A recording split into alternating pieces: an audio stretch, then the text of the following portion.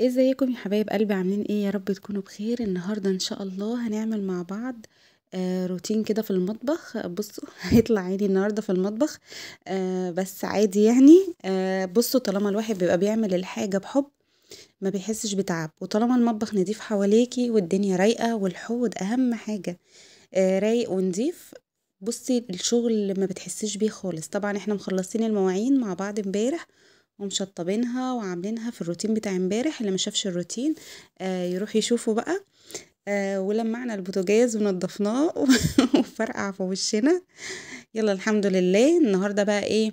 كان يعتبر كده لسه بجرب العيون، فكنت بهدي كده العين وانا بولعها عشان خاطر ما تضربش في وشي تاني. بس الحمد لله اشتغل وبقى زي الفل عادي، ما فيهوش اي حاجه. هنا دلوقتي انا هعمل ايه؟ هعمل الغدا وهعمل كمان بليله. جبت القمح نقعته في ميه مغليه، يعني غليت له ميه في الكتل ونقعته وسبته. مش فاكره سبته قد ايه، يعني سبته حبه كده لحد ما نفش كده والميه بتاعته كانت هديت خالص. دلقتها بقى وغليت له ميه تاني، يعني من الاول وجديد بقى في الكتل. هغلي له ميه دلوقتي واحط له الميه سخنه. وغسلت الفراخ، شطفتها بس كده شطفه سريعه، لان انا قبل ما اشيلها في الفريزر كنت غسلها كويس. انا بجيب الحاجه بتاعتي اول الشهر وبغسلها كويس وبنضفها. عشان لما ابقى في يوم مستعجلة، في يوم تعبانة، في يوم بقول هو تعب يوم واحد بقى جاهز فيه كله عشان بعد كده ارتاح. يعني بحب اعمل تجهيزات كده. بصوا العينة اهي ما شاء الله اشتغلت اهي تمام. هو الظاهر كده المشكلة كانت ان انا حطيت العيون وهي فيها مية، ما سبتهاش يعني تتصفى. بس عشان انا كنت محتاجة اعمل عليها الاكل وكده، ف استعجلت وحطيتها في ميتها. يلا حصل خير يا جماعه. ولعت على الحله اللي هناك ديت، حطيت فيها ميه عشان تغلي عشان احط فيها الفراخ. انا عاملاها فراخ مسلوقه عاديه خالص. ما كنتش عايزه اعملها لا في صينيه ولا مشويه ولا اي حاجه. اللي هو قلت ايه، لا اكل عادي كده خالص، اللي هو رز بشعريه وفراخ مسلوقه. وهعمل كمان بسلة.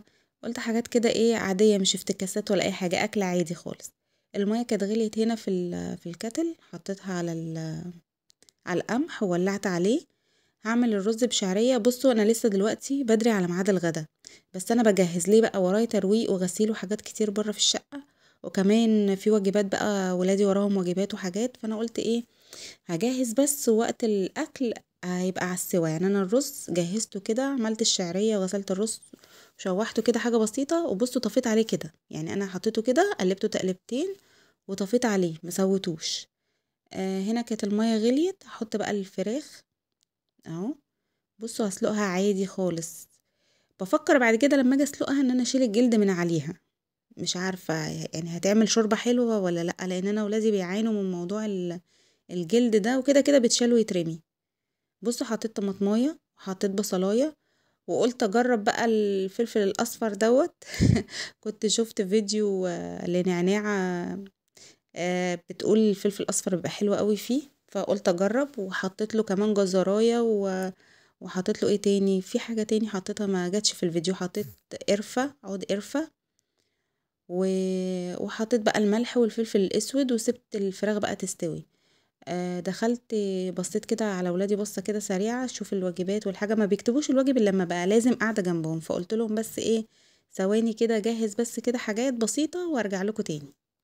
عملت البصلة اهي في الكبة. انا بعملها في الكبة عشان تبقى رفيعة جدا جدا جدا، وبرضو بيطلعوها من الاكل.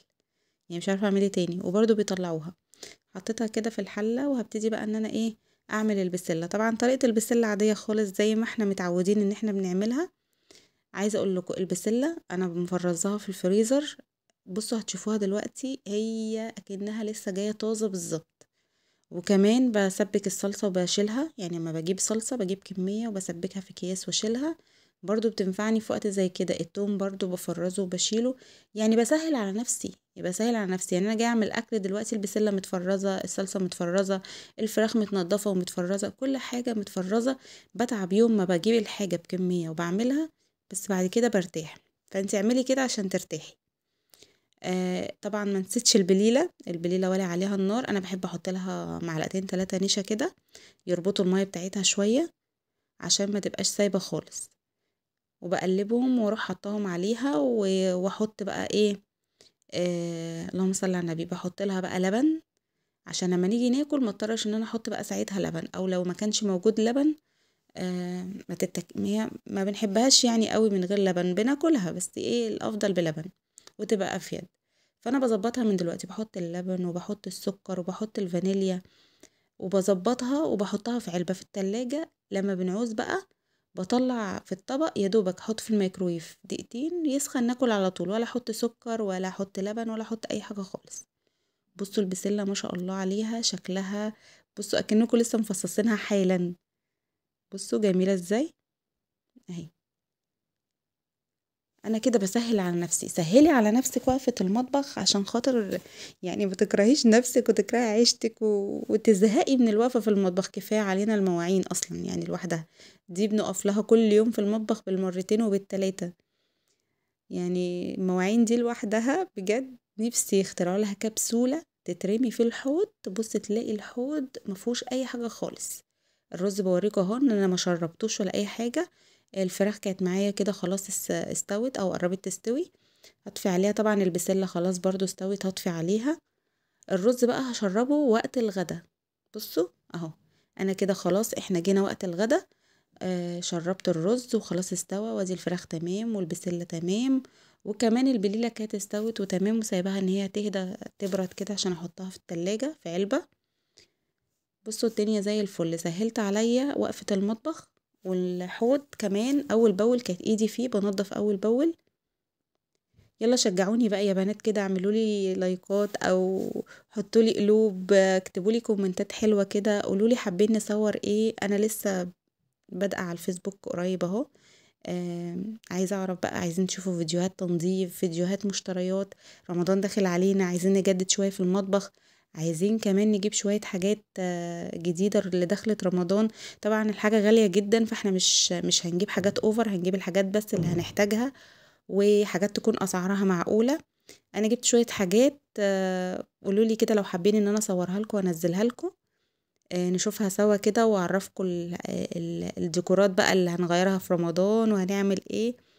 قولولي كده، شاركوني في الكومنتات وقولولي رأيكم. بصوا الفراخ انا ما سلقتهاش، ما حمرتهاش، مع ان انا مش بحبها مسلوقه، بحبها محمره، بس كلتها كده برضو عادي.